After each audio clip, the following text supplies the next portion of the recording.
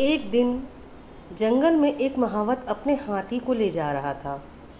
रास्ते में हाथी को प्यास लगी। जंगल के बीच में एक तालाब था। वह हाथी को वहां ले गया। हाथी पानी पी रहा था। तभी मृत्युलोक की सैर करते यमराज वहां आ पहुंचे। एक विशालकाय जीव को एक अदने से आदमी के इशारों पर नाचता देखकर यमराज को बड़ा आश्चर्य हुआ। वह सोचने लगे, इतने बड़े आदमी को ये छोटा सा आदमी कैसे वश में करता है और इसे जहाँ चाहता है वहाँ ले जाता है, जो कर चाहता है वह कराता है। वह ठहर गए और देर तक हाथी और आदमी को देखते रहे। जब आदमी पानी पी चुका तो महावत ने उसे ले जाकर जंजीरों से बांध दिया। आदमी के चले जाने के बाद यमराज हाथी के पास गए और उससे पूछा, गजराज, तुम देखने में पहाड़ सरीखे हो, ताकत भी तुम में कम नहीं है, फिर तुम एक अदने से आदमी के इशारे पर इस तरह क्यों नाचते हो? तुम चाहो तो एक झटके में इन जंजीरों को तोड़ फेंको और जंगल में भाग जाओ। भला यह आदमी तुम्हारा क्या कर लेगा? हाथी ने यह सुनकर कहा, आपका कहना ठीक है, पर आप आदमी को नहीं जानते। वह छोटा होने पर भी बुद्धि बल में बहुत बड़ा है। अपनी बुद्धि से वह बड़े बड़े पशुओं को अपने वश में कर सकता है। आपका आदमी से पाला उसके मरने के बाद ही पड़ता है। किसी दिन जिंदा आदमी आपको मिले तो पता चलेगा। यमराज को क्रोध आया, किंतु वह चुपचाप यमलोक लौट गए। एक दिन अकस्मात उनको हाथी की बात याद आ गई। उन्होंने अपने दूतों को बुलाकर पृथ्वी के एक जिंदा आदमी पकड़ लाने का आदेश दिया। दूत पृथ्वी पर पहुंचे। उन्होंने देखा कि एक आदमी चारपाई पर बैठा कुछ लिख रहा है। दूत वहां छिप गए। थोड़ी देर बाद आदमी उसी खाट पर सो गया। दूतों ने तुरंत उसे चारपाई से बांध दिया और चारपाई समेत उड़ाकर यमलोक की ओर चले। रास्ते में उस आदमी की नींद खुल गई। अपनी दशा देखकर उसके होश उड़ गए। उसने हाथ जोड़कर यमदूतों से पूछा, मैं तो अभी मरा नहीं हूँ, तुम मुझे क्यों लिए जा रहे हो? यमदूतों ने उत्तर दिया, हमारे महाराज ने एक जीवित मनुष्य को पकड़कर लाने का आदेश दिया है। मौके से तुम मिल गए, इसलिए तुम्हें यमलोक लेकर जा रहे हैं। यमदूतों की बात सुनकर एक बार तो आदमी का सिर चकरा गया, किंतु फिर उसने बुद्धि से काम लिया और उसके दिमाग में एक विचार आया। वह प्रसन्नता से खिल उठा। चारपाई पर रखी हुई कलम से उसने कागज पर संसार के मालिक विष्णु भगवान की ओर से यमराज को एक पत्र लिखा। यमराज को हमारा आशीर्वाद।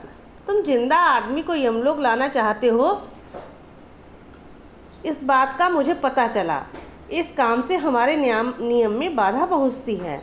अब तुम्हारी इच्छा पूर्ण करने के लिए मैं स्वयं मनुष्य का रूप धारण करके आया हूँ। सबके सामने तुम्हें कुछ कहना उचित नहीं है।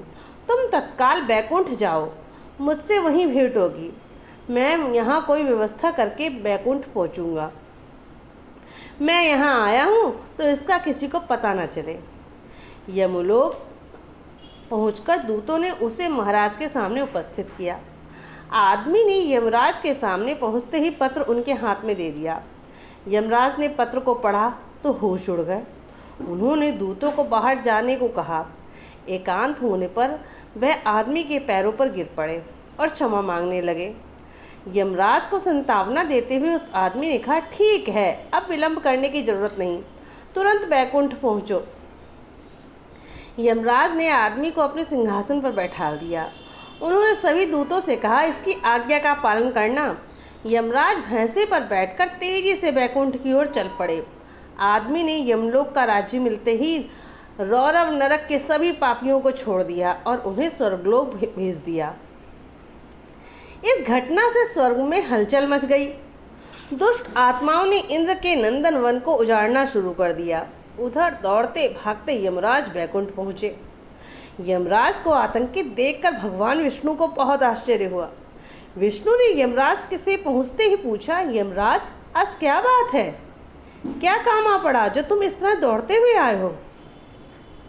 प्रभु, आदमी के रूप में आपका आदेश पाने पर उपस्थित हुआ हूँ। अब जो आज्ञा हो, मुझसे गलती हुई हो क्षमा कीजिए। इतना कहकर यमराज हाथ जोड़कर खड़े हो गए। विष्णु भगवान को बहुत आश्चर्य हो रहा था। पहले तो उनकी समझ में कुछ ना आया, फिर उन्होंने दिव्य ज्ञान से यह सारी बातें समझ गए। उनके चेहरे पर मुस्कुराहट तैर गई उन्होंने यमराज से कहा, यमराज, तुम जीवित मनुष्य को देखना चाहते थे, अब उससे मोर्चा लो। देखा, आदमी ने अपनी बुद्धि बल से तुम्हें कैसा छकाया। जिंदा आदमी को कब्जे में करना कितना कठिन है, यह तुम समझ गए होगे। उस आदमी को इज्जत के साथ धरती पर भेज दो। नरक से निकलकर बहुत सी आत्माएं सर्वलोक को नष्ट कर रही हैं, उन्हें संभालो वरना मुसीबत आ जाएगी। यह सुनकर यमराज बहुत लज्जित हुए। वह तुरंत यमलोक वापस आए और उस आदमी के आदर के साथ पृथ्वी पर वापस भेज दिया। इस प्रकार इस कथा का समापन हुआ। एक मनुष्य ने अपनी बुद्धि के बल पर यमराज को भी पराजित कर दिया। मनुष्य में वो योग्यता है जो कोई भी असंभव कार्य को करने में सक्षम है। अगर आपको मेरी कहानियाँ पसंद आ रही हैं तो प्लीज़ मेरे चैनल को लाइक, सब्सक्राइब, कमेंट और शेयर ज़रूर करिए। अपना समय देने के लिए आपका बहुत बहुत धन्यवाद।